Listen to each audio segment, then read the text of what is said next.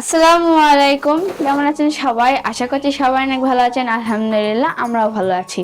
তো আজকে সকাল সকাল আম্মু রান্না করতেছে রুটি আর সবজি। আমি তো সকালে খাবার খাইছি, সবজি আর ভাত পোলাও করছিল আম্মু, সেটা।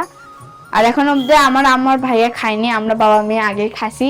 এখন এই যে আম্মু রুটি বানাচ্ছে, আমার ভাইয়া রুটি খেতে অনেক পছন্দ করে। আর এইদিকে এই যে দেখতে পাচ্ছেন আমাদের আগের বাড়ির কিছু পুরোনো জানালা আর গ্রিল আছে। আবু পুরোনো দরজাগুলোকে কোনোভাবে লাগাতে পারলেও এই গ্রিল আর জানালাগুলোকে লাগানো যাচ্ছে না, যে জন্য এগুলো বিক্রি করে দেবে। আর এগুলো বিক্রি করে দেওয়ার পর যে টাকা পাবে সেই টাকা দিয়ে আজকে নতুন গ্রিলগুলো আনতে হবে। তো সে আসছে, এসে এগুলো এখন ওজন দেবে।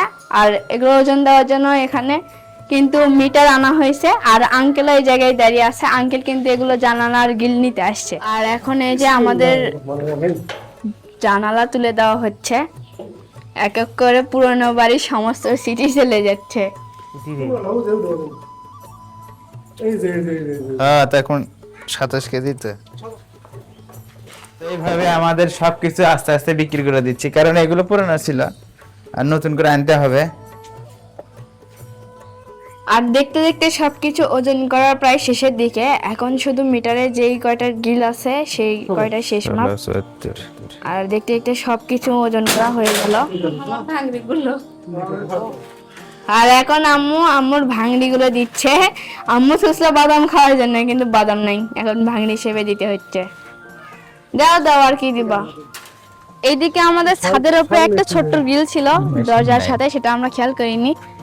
এটা এখন হবে না, কারণ যেহেতু একসঙ্গে জয়েন দেওয়া আছে। আর এখানে কিছু আমাদের পুরনো চালের টিন আছে, সেগুলো দিয়ে দিতে চাচ্ছে আব্বু। এগুলো আসলে জিনিয়ার আর জিনের ভাইয়ের ব্যাগ বানাতে হবে, ব্যাগের টাকা নাই, তো ভাবছিলাম যে ভাইকে বেঁচে এখন ব্যাগ বানিয়ে দেবো স্কুল যাওয়া। আর এইদিকে আম্মু বস্তায় বস্তায় বোতল জড়ো করে রাখছে, সেগুলো এখন ভাঙার হিসেবে দিয়ে দিচ্ছে।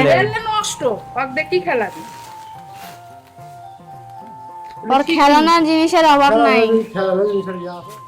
এখন আমার ভাঙড়ি গুলো এক এক করে নিয়ে যাচ্ছে। ভাঙড়ি না রে, এগুলো গ্রিল, ভালো গ্রিল। ও ভালো গিরিলি, ওটাই হলো। এই দেখেন গাড়ি তুলছে। এগুলো চলে যাচ্ছে এখন ভাঙার হিসেবে।